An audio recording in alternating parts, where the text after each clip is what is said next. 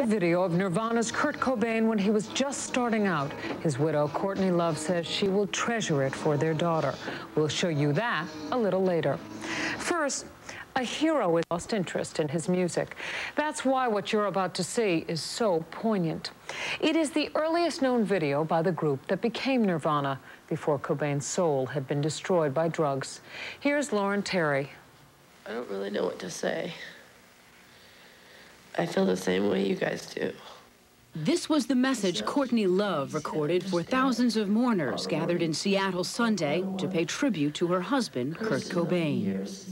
But he played guitar and sang. I feel so honored to be near him. Eric Harder was one of the many people deeply affected by Cobain's suicide. Eric met Cobain in 1988 when the singer-songwriter was first putting together the band that would ultimately become Nirvana. I was introduced to Kurt Cobain and Chris Novoselic and Dale Crover, who were at that time billed as Ted Ed Fred. We had a fantastic, quick introduction, and then just the next day we were off running up to the Tacoma World Theater to put on this big show. And Eric Harder managed an electronics store in Cobain's hometown of Aberdeen, Washington. Cobain asked him to videotape one of their first songs, Paper Cut, after hours in the store. We had a camcorder set on a table. Our only special effects were the lights and so forth that were already in the store. I remember at one point we were blowing cigarette smoke across the camcorder to provide the heavy metal smoke effect. This is the never-before-seen video that Eric recorded. Even then, Cobain's unique rebellious sound was emerging.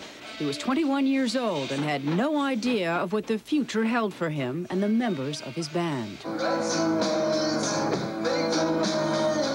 Paper Cut was later released on Nirvana's first album, Bleach, on a small independent Seattle record label.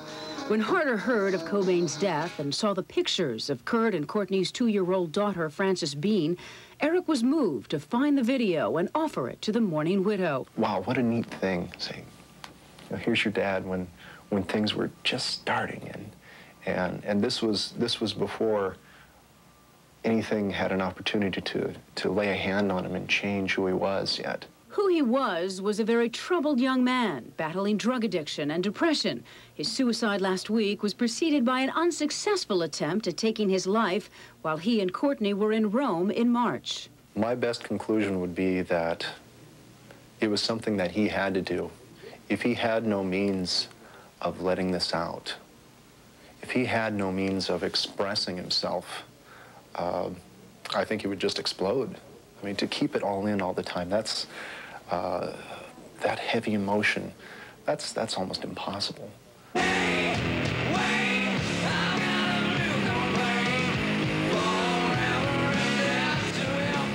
It was late Monday night when Harder encountered Courtney Love walking with a friend outside the house where Cobain shot himself. Her grief was evident in her quivering lip.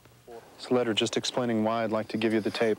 I have kids, and as a father, I think it'd be really cool if my kids could have something like this tape shows. What is it?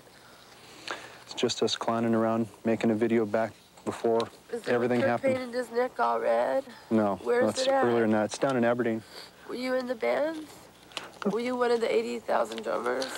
No, it's just a friend, and we cleared all the stuff off my Radio Shack store, and did a video. It was really cool. It was right after they got out of the studio to record their first tape. Well, all right, thanks. Thank you. You can give it to one of those guys. Right. Thanks. Thanks a lot. That's nice. That's really nice.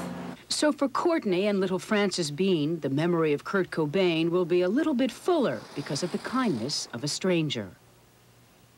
And tragically, a fan who attended the memorial service for Kurt Cobain also committed suicide a short time later. This is a phone number that may help young people who are depressed. It's Boys Town's national hotline, 1-800-448-3000.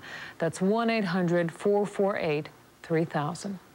More for you on American Journal when we come back.